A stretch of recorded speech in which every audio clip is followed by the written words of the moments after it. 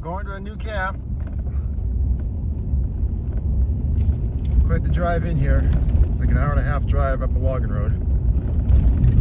New country, haven't been out here before, so it's supposed to be a bunch of fur.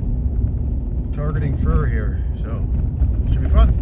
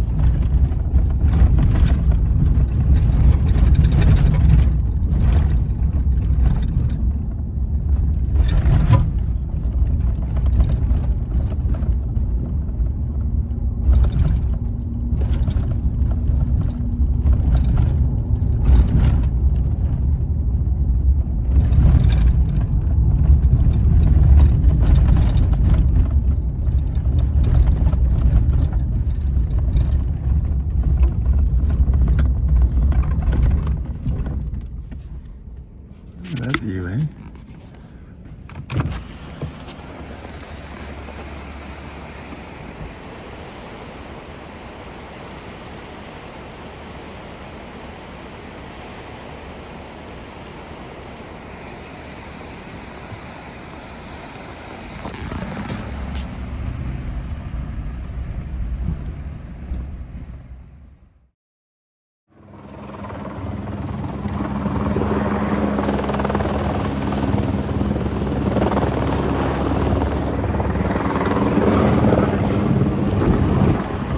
Oh, he's got stuck in a tree. Uh-oh. There we go.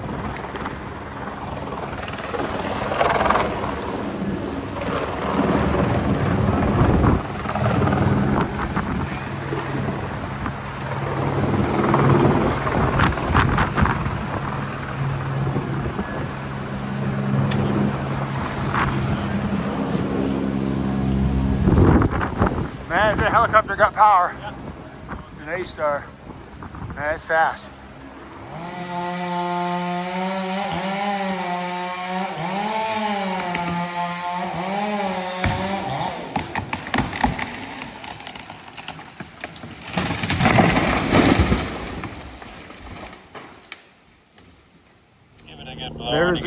There's a pad we built. I didn't film it. We got two brake supports in the middle. The boards are thick. I ripped them a little too thick, overkill, but she's a heavy duty pad. We got the A-Star here.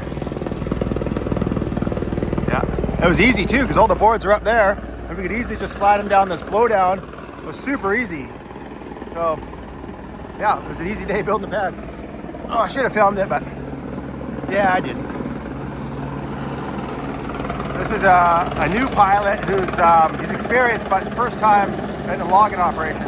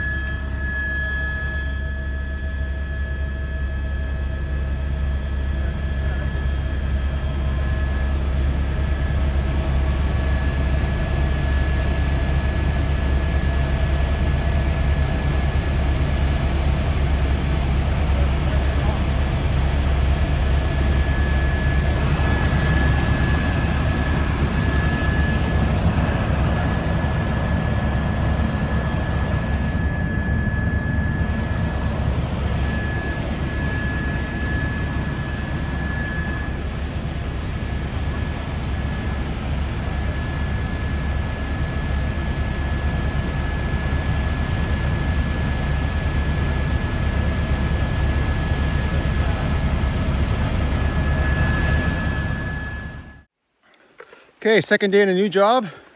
I just hiked down from the pad. Quite a long ways down the hill from the pad, but it was pretty easy going. And there's a bit of a flat bench here, right by this creek. The creek's just over this little rise in the hill. And there's some orange ribbon there that is the bottom line. And a nice flat bench here, so it's pretty nice. It's gonna be pretty cruisy going here for a little bit. But we're just chasing the cedars, that's all they want. Leave everything else standing. This is the best way to log, in my opinion, because then you're not having to fall garbage wood for nothing. So just get the good stuff and leave everything still standing. So I think we should try and do some more of that type of logging. Yeah, and you get more shade too, right, in the summer.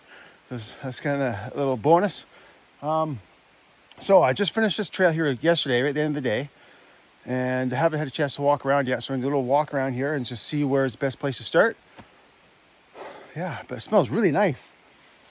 Real nice smells. We're up fairly high elevation right now. I don't know what we're at, probably 1,500 feet elevation maybe. And yeah, really nice smells. All the Devil's Claw, big Devil's Claw patch here behind me, all in bloom now. I can smell that too. It smells nice. I love the high elevation alpine type smells. It smells really great. So yeah, let's go do a little walk around here. Okay, there's my gear. I'll just put my wedges down. And let's walk up this way. I think I might want to start over there. My partner, he's got a little satellite block just over that way. Other side of the creek. There's another draw over there, and he's just on the other side of it. So he's not that far away. Check out this Devil's Club. Spikes everywhere. Even on the bottom of these leaves, they got spikes on them. Look at that. Yeah. Okay, what have we got going here? Yeah, so I think just over the rise here is, I think, a second growth. I think.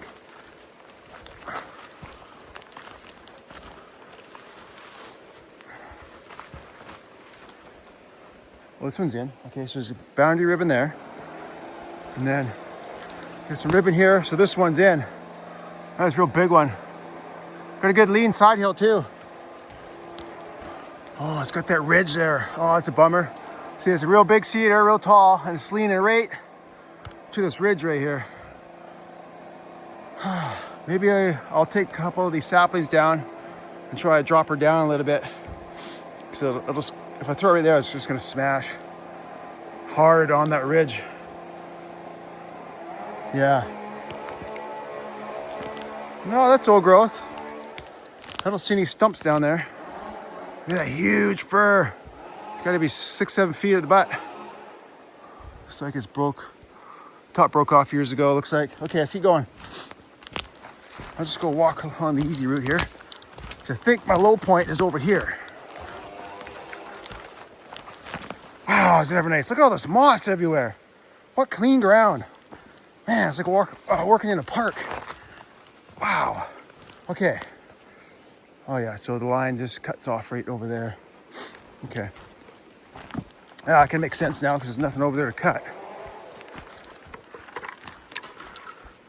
Okay.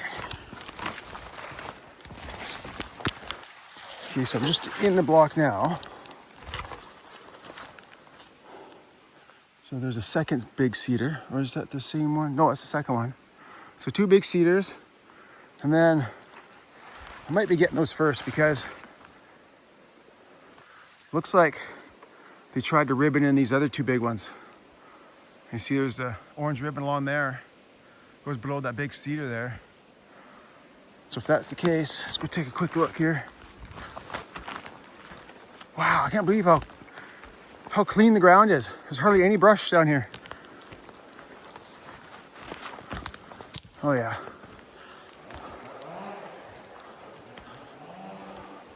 Yeah, okay, then it circles back around. So there's the ribbon there, goes around that tree. Then you can see it up there, circles back around. Yeah. So just to get these 2 big cedars. Let's see what we got here. Let's look at this one first.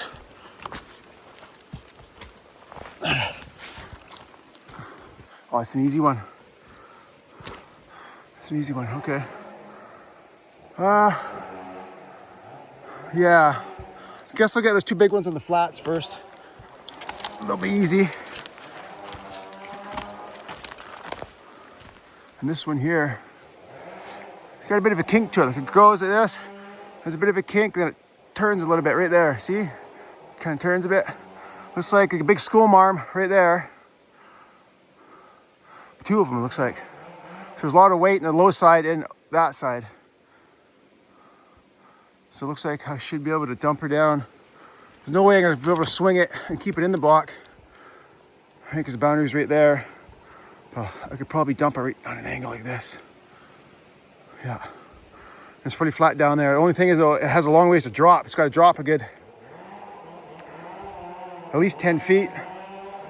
10 to 15 feet, probably the butt will land down there. So it has to drop a long ways, but at least it'll land pretty flat. And then, yeah, that's all out. Okay, so I got my plan now. So I'll go get my saw and see you guys at that tree over there. Okay, I cut a little scaffolding thing here. If you can do it this way, instead of a traditional springboard, it's way faster. I think this should be fine. Because on the other side there, I cut a little step out of the flare. Yeah.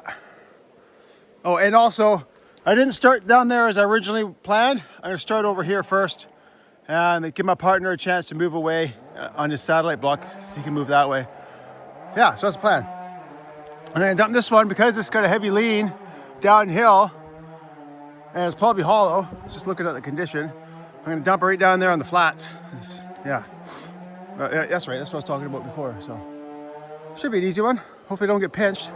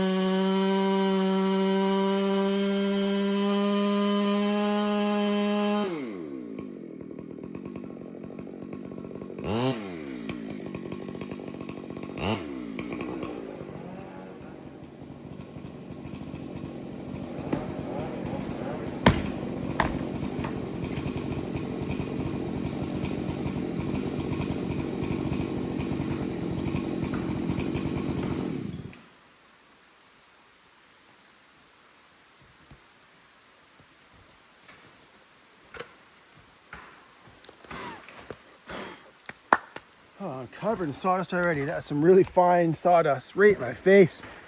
Had to hold my breath.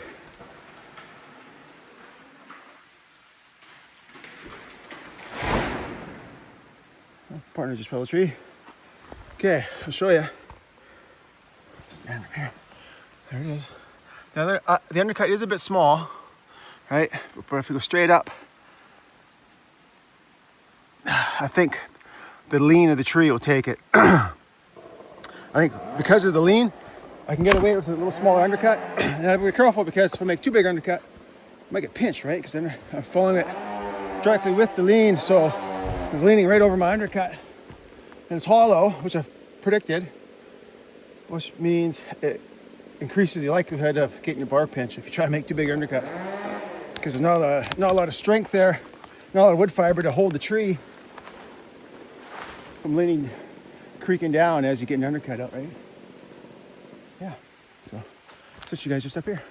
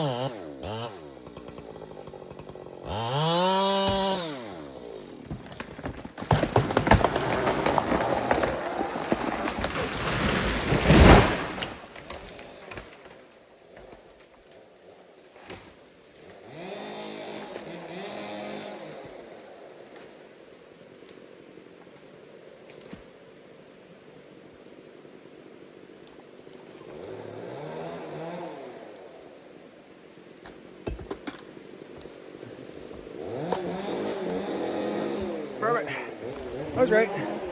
Lean took it. She split though. That's no surprise considering his condition.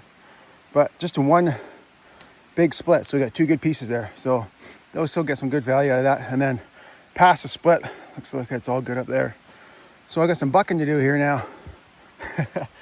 Yeah. That was a good first tree of the morning. Yeah. Let's see how big it is. Not that big. Maybe 6 feet. Yeah. Let's see here. Right. Oh yeah. 6'1" or 6'1". Yeah. Okay. See you guys in the next tree. Okay, so that one there is all bucked up. And this one here, probably have to wedge it. It's got a slightly in this way, but the top kind of bends over like this. Not leaning downhill very much. So I found that garbage tree right there. I'm not taking stuff like that, but it's in the way for this one. I want to put this one right on top of it. Let's throw it right into here. Just skim this tree, put it right into there. That's what I want to do. It'll lay it nicely.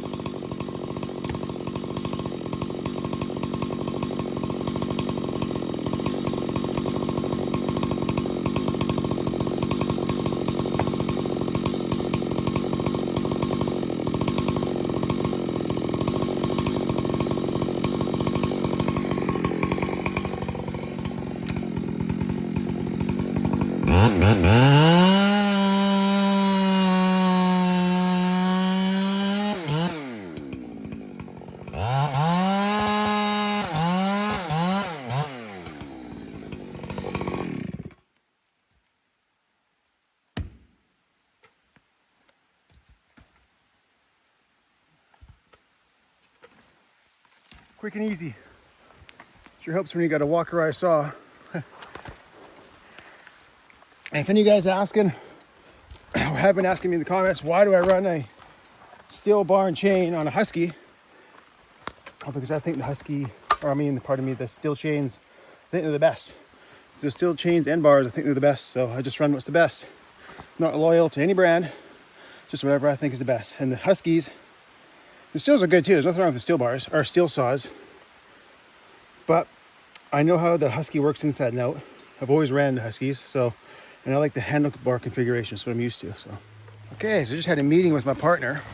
We had to meet up and discuss tactics here because his satellite block, the edge of his satellite block and my block, it's like about a tree length distance apart.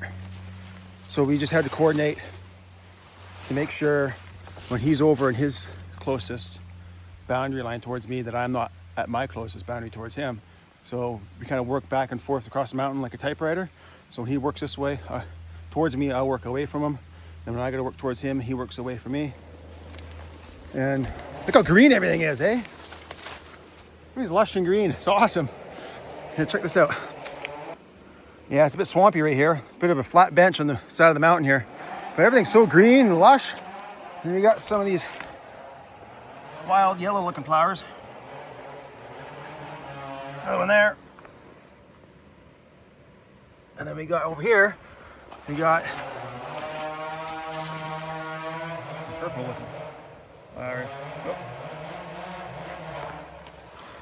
Yeah, and then we got Devil's Club. Yeah, more. Okay, back to work. Yeah, sometimes you just gotta do that for safety, eh? You just gotta, because there's a ridge between, a ridge and a gully between where I'm working and he's working right now. So, you know, we had to meet up just to get a visual, because you can't just go by the sound of the chainsaw, like, oh, it sounds like it's far enough away. You can't do that. So a lot of times where you just have to meet up, come with a plan. Safety first, right? Okay, back to work. Okay, see how good my aim is. I want to put it right in there. We'll see, it has a bit of a downhill lean and it's quite rotten. Oh, how did I lose this? Oh, broke.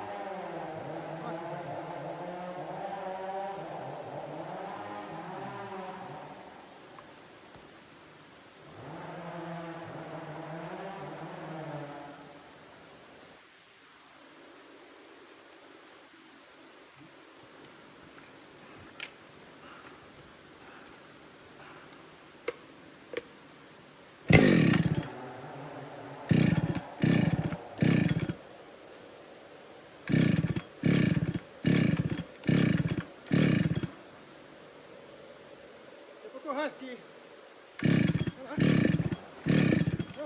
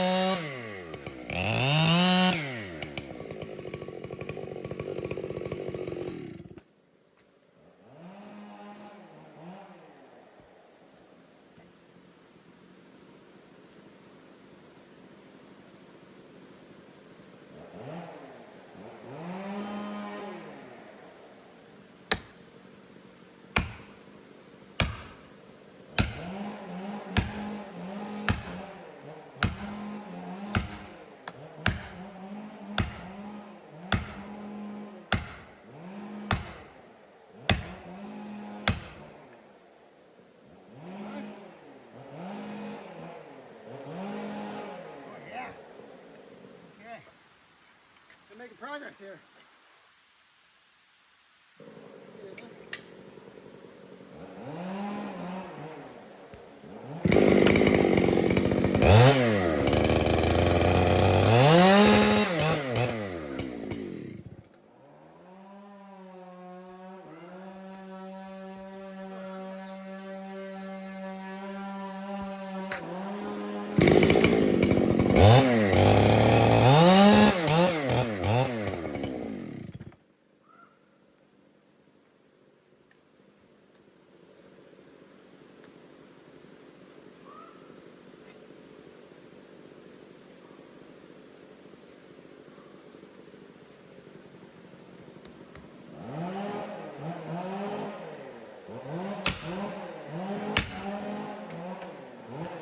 Make sure it's still on.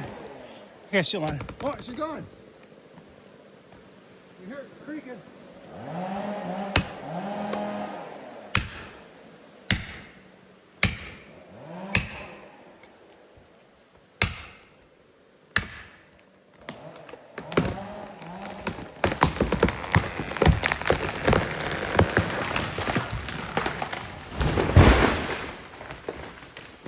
Yes.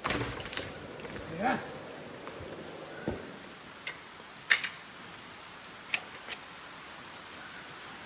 Hang on. Exactly. Well, more or less exactly. Got on the high side of that balsam stump. I thought the butt was going to drop below it, but I went exactly where I was aiming it. Yeah. I kind of accounted for, had a bit of a downhill lean, so I kind of accounted for it. I didn't want to smash those trees, so I kept it real high, close to this. And it actually went exactly where I was aiming it, which put it on the high side of that balsam that I fell. Yeah, look how rotten that is, eh? And I only have 3 wedges in my pouch. My 4th one's in my bag. I forgot to throw it in my pouch this morning, so I couldn't double up my single wedge. So I just cheated and used a piece of hemlock. And yeah, I've done it lots like that over the years. Yeah, okay, I gotta go buck that now. And then I gotta go big one over there to get 2 big ones. One's really big, and then a couple of small ones over there.